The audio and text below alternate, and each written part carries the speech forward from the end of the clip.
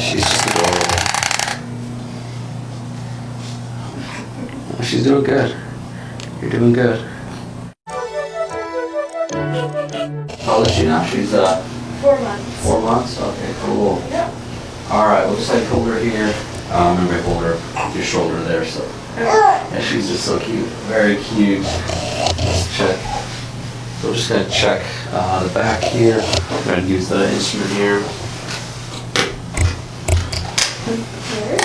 Turn this way now. Okay, let's check. Couple spots off here. She's just adorable. Okay. Good. Everything else can go in the bathroom fine and all that then too? Yeah. Okay. Not backed up or anything? Not backed up, but Okay. they're obviously bigger than they used to be. Yeah, it's a lot more work. But still breastfeeding back too? Yeah.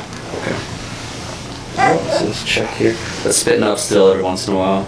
Yeah, every feeding still, yeah. Okay.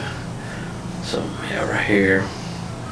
Just gonna work on a couple spots here. So this is the usual spots to work on. Okay.